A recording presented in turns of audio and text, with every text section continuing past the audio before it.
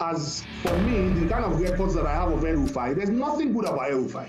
Why do you have to say that Kaduna State Council of Chiefs will have to give an attestation? Why? Is he being tried in Kaduna? The court is here. On May 18, 2026, a courtroom in Abuja witnessed what seemed like the end of a political drama. Which civil servants has 100 million? What are we trying to do? Are we trying to make people to come out so that they can be targeted too? Nasir El-Rufai, one of Nigeria's most unpredictable political kingmakers, was granted 100 million naira bail after spending 90 days in detention.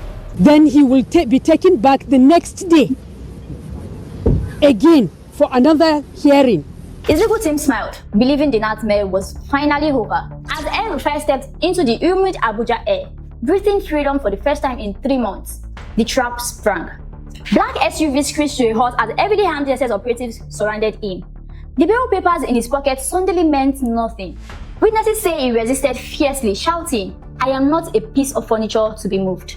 But he was moved, forced into a vehicle and taken back into DSS custody, where he remains today. Can things be done right? It's about being fair. It's about the rule of law and justice and due process. It's about our shared humanity. The official charges include corruption, abuse of office, the alleged disappearance of 423 billion naira. But what if the story is bigger than that? What if the downfall of Nasir El-Rufai is not about corruption, but a calculated move to silence a political threat before it destabilizes the establishment? Going to interfere with investigation. Therefore, he's not entitled to bail in an allegation of financial impropriety. Today, we go beyond the headlines to uncover the real reason Nasir El-Rufai was locked away and the conspiracy that may reach their highest levels of power. But before we continue, like and subscribe to our YouTube channel. Listen to everybody that if we keep doing this back and forth, we have lost dignity and humanity. To understand the plot against Nasir El-Rufai, we must look at the months before his arrest. In late 2025, he shocked the political establishment by leaving the ruling All Progressives Congress (APC) for the African Democratic Congress (ADC). To the presidency, it was more than a defection. It was a declaration of war. El-Rufai was no ordinary politician. As one of the architects of the current political system, he knew its inner workings. After joining the ADC, he openly criticized President Bola Tinubu and began rallying northern political forces ahead of the 2027 elections. By early 2026, he was quietly building a powerful cross-regional coalition. According to this theory, the establishment saw him as a dangerous threat, someone with both massive influence and deep political secrets. The conclusion was simple. El-Rufai had to be removed from the chessboard before 2027. And you don't have the power, according to Supreme Court judgment, to keep somebody in detention and pretend you are investigating. No. On February 16, 2026, Nasir El-Rufai walked into the headquarters of the Economic and Financial Crimes Commission (EFCC), hoping to clear his name over allegations linked to a Kaduna State Assembly indictment. He was accused of misappropriating 423 billion naira during his time as governor and faced charges including fraud, money laundering, and abuse of office. But the case took a strange turn. 2 days later, the EFCC released him, only for the Independent Corrupt Practices Commission (ICPC) to immediately detain him under a fresh 14-day remand order. Critics questioned why multiple agencies needed repeated extensions to hold him over crimes they claimed were already investigated. According to this theory, the corruption allegations served another purpose, damaging his public image while keeping him locked away. As the public focused on the alleged missing billions, the state gained 90 days to isolate one of Nigeria's most influential political figures. But the story may go deeper than corruption allegations. The real controversy began after the DSS rearrested Nasir El-Rufai on May 18.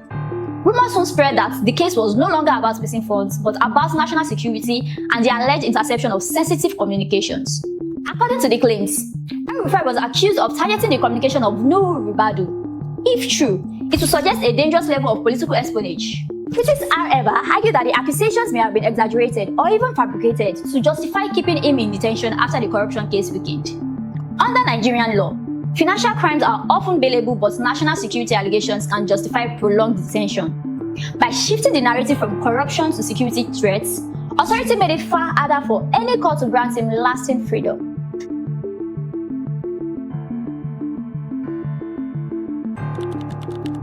Critics argue that Nasir El-Rufai is being treated far differently from a typical high-profile detainee. His legal team claims that keeping him in DSS custody violates a court order placing him under ICPC jurisdiction, accusing the state of ignoring the judiciary to keep him isolated. His wife, Azat, reportedly described harsh restrictions including limits on food access and intense surveillance around the family. Political allies from the African Democratic Congress, ADC, were also allegedly denied access to him by security operatives.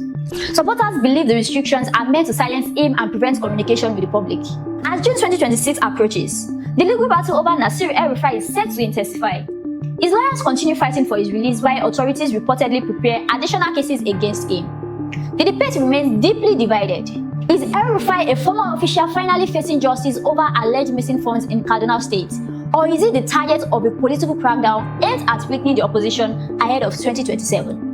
Supporters point to the arrests, rearrest after bail, national security allegations, and strict isolation as signs of political persecution. Critics argue the case is simply accountability catching up with a powerful figure. But what do you think? Is this genuine accountability or is it a political punishment dressed up as persecution? Drop your thoughts in the comments below. We will go over them together. Make sure to hit that like button, subscribe to our channel, and turn on the notification bell. Don't let them control the narrative. Share this video with someone who needs to see past the headlines. Thank you for watching. I'll see you in the next video. Bye for now.